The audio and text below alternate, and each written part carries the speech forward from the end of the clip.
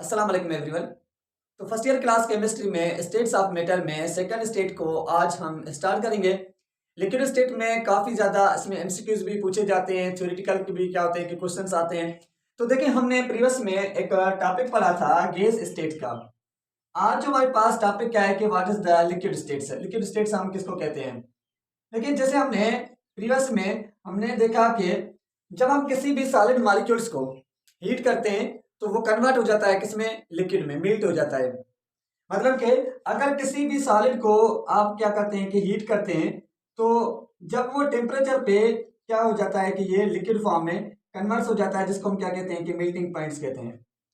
जब हम इसी लिक्विड्स को और ज्यादा हीट करते हैं तो ये कहलाता है बॉइलिंग पॉइंट्स, जो कन्वर्ट हो जाता है किसमें, गैस स्टेट में।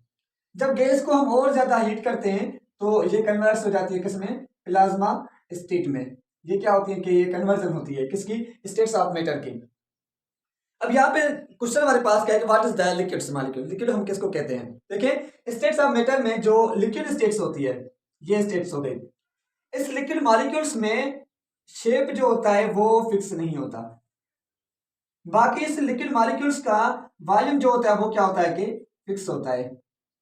वॉल्यूम इसका क्या होता है कि फिक्स होता है। रीजन क्या होता है, लिक्विड मॉलिक्यूल्स में काइनेटिक एनर्जी ज्यादा होती है as compare to the solid molecules. इस वजह से लिक्विड का कोई शेप हमें नजर नहीं आता। जो कलर होता है किसी भी बीकर का वही कलर हमें नजर आता है। रीजन क्या होता है, लिक्विड मॉलिक्यूल्स में काइनेटिक एनर्जी ज्यादा होती है, मॉलिक्यूल्स एक दूसरे से दूर दूर होते हैं, जिसकी वजह से वो कोलिएंट्स में होते हैं, वो मूवमेंट्स में होते हैं, जिसकी वजह से जैसे देखें अगर इस पेन को हम ज्यादा हिला रहे हैं तो इस पेन का हमें शेप नजर नहीं आएगा कि ये कौन से शेप में है।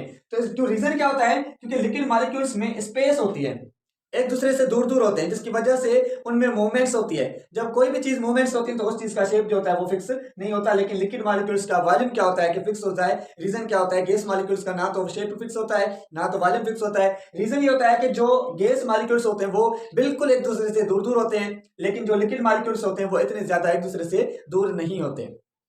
उसके बाद यहाँ पे kinetic molecular interaction of the liquids, कुछ प्रॉपर्टीज हैं। उसके बाद सिंपल प्रॉपर्टीज पे चलते हैं। फर्स्ट प्रॉपर्टीज कि liquid molecules are close together having a small space among them as compare to the liquid molecules. किससे, गैस मॉलिक्यूल्स से। कि गैस मॉलिक्यूल्स के जो मॉलिक्यूल्स होते हैं वो एक दूसरे से बिल्कुल क्या होते हैं कि दूर दूर होते हैं। लेकिन as compare to the gas, liquid molecules क्या होते हैं कि एक दूसरे से करीब होते हैं, इतने ज्यादा दूर दूर नहीं होते। उनमें क्या होते हैं कि स्मॉल स्पेस होती है लेकिन इतनी ज्यादा स्पेस नहीं होती, जिसकी वजह से लिक्विड मॉलिक्यूल्स का जो वॉल्यूम होता है वो क्या होता है कि फिक्स होता है। उसके बाद पॉइंट नंबर 2, क्या है कि the liquid molecules are in the constant motions. Liquid molecules जो होते हैं वो एक कांस्टेंट मोशंस में होते हैं, इस वजह से उनका शेप हमें नजर नहीं आता। इस वजह से उनका शेप जो होता है वो फिक्स नहीं होता, क्योंकि वो एक कांस्टेंट मोशन में होते हैं। रीजन ये होता है कि उनके बीच में स्पेस होती है, उनमें काइनेटिक एनर्जी होती है, जिसकी वजह से वो मूवमेंट्स में होते हैं। बट यहाँ पे एक पॉइंट्स लिखी गई है, क्या लिखा हुआ है कि there is a movement is the restricted. उनकी जो मूवमेंट्स होती है ना वो एक लिमिट तक है, एक महदूद पॉइंट्स तक है, उतनी ज्यादा उनमें मूवमेंट्स ज्यादा नहीं होती, जिसकी वजह से इनका वॉल्यूम जो होता है वो क्या होता है कि फिक्स होता है। इनमें जो मूवमेंट्स होती है वो क्या होती है कि रिस्ट्रिक्ट होती है। रिस्ट्रिक्ट का मतलब होता है कि सख्त। Clear. Point number 3, there are weak attractive force present among the liquid molecules. देखिए अट्रैक्टिव फोर्स कौन सा होता है। अब यहाँ पे इस चैप्टर में 3 टाइप के हम फोर्स पढ़ेंगे। इंटरमॉलिक्यूलर फोर्स जिसको कहते हैं कि dipole dipole force, dispersion force, hydrogen bonding. ये इस चैप्टर में डिटेल में हम जाके डिस्कस करेंगे। ये कह रहा है कि लिक्विड मॉलिक्यूल्स में फोर्स ऑफ अट्रैक्शन जो होता है, मतलब एक मॉलिक्यूल दूसरे मॉलिक्यूल्स को जब ये अट्रैक्ट करता है तो वो फोर्स क्या होता है कि वीक होता है as compare to the solid के। लेकिन गैस के क्या होता है कि इनमें ज्यादा होता है।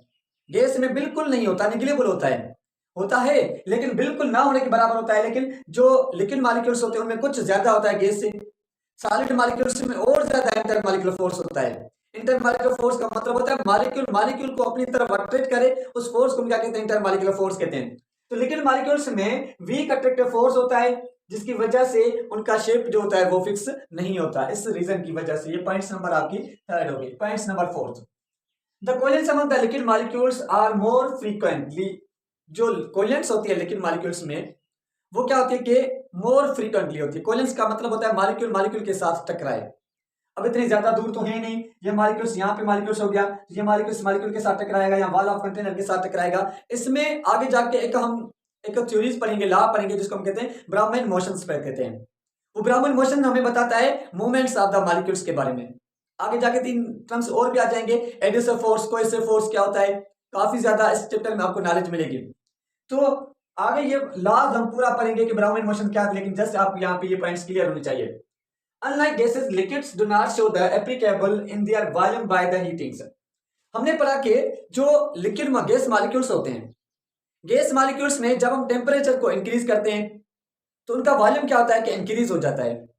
टेम्परेचर को डिक्रीज करते हैं तो गैस मॉलिक्यूल कंप्रेस हो जाते हैं, जिसकी वजह से वॉल्यूम क्या होता है कि उनका डिक्रीज हो जाता है। एक चीज ये हमने पढ़ी। दूसरी हमने पढ़ी थी प्रेशर की वजह से, जब हम किसी भी गैस मॉलिक्यूल्स पे प्रेशर इंक्रीज करते हैं तो उनका वॉल्यूम क्या होता है, डिक्रीज होता है। प्रेशर डिक्रीज करते हैं तो वॉल्यूम क्या होता है कि इंक्रीज होता है। ये कह रहा है कि जो लिक्विड मॉलिक्यूल्स होते हैं उनमें इस टाइप का कोई भी चीज नहीं होती, क्योंकि आप लिक्विड्स को हीट करेंगे तो वो एवापोरेट हो जाएगा। एवापोरेट हो जाएगा तो बाकी बीकर में लिक्विड्स कम बचेगा। ऐसे समझे कि ये बीकर है, इस बीकर में आपने हीट दी तो ये लिक्विड्स मॉलिक्यूल्स एवापोरेट हो गए। एवापोरेट होने के बाद यहाँ पे तो नहीं बचेंगे, अब वॉल्यूम क्या हो जाएगा, डिक्रीज हो जाएगा बाबा। तो गैस में वॉल्यूम इंक्रीज हो रहा था, यहाँ पे वॉल्यूम जो होता है वो क्या होता है कि डिक्रीज हो जाता है। ये कुछ प्रॉपर्टीज थी जो इंटरेक्शन काइनेटिक मॉलिक्यूलर थ्योरी के हिसाब से। अब हम चलते हैं कि जो सिंपल प्रॉपर्टीज है किसकी, लिक्विड मॉलिक्यूल्स की, उनको हम डिस्कस करते हैं। उसके बाद हमारे पास क्या है कि टॉपिक क्या है कि simple properties of the liquid molecules. इनकी सिंपल प्रॉपर्टीज में पहली प्रॉपर्टीज क्या, what is the diffusion, compression, expansion and contractions, molecular motions and kinetic energy. देखिए फर्स्ट टॉपिक हमारे पास क्या है कि डिफ्यूजन्स। डिफ्यूजन्स एक आसान टर्म में, डिफ्यूजन एक एफ्यूजन हमने पढ़ा था। डिफ्यूजन हम किसको कहते हैं कि एक स्पॉन्टेनियसली मिक्सिंग होती है जब दो सब्सटेंस की आपस में। स्पॉन्टेनियस हम किसको कहते हैं कि the spontaneous mixing of the spontaneous mixing of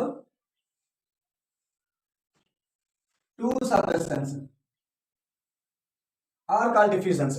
spontaneous का मतलब होता है लगातार, जिसको आप एनर्जी ना दें, विदाउट किसी भी एनर्जी के कोई भी दो चीज आपस में मिक्स हो जाए तो हम उसको क्या कहते हैं कि डिफ्यूजन कहते हैं।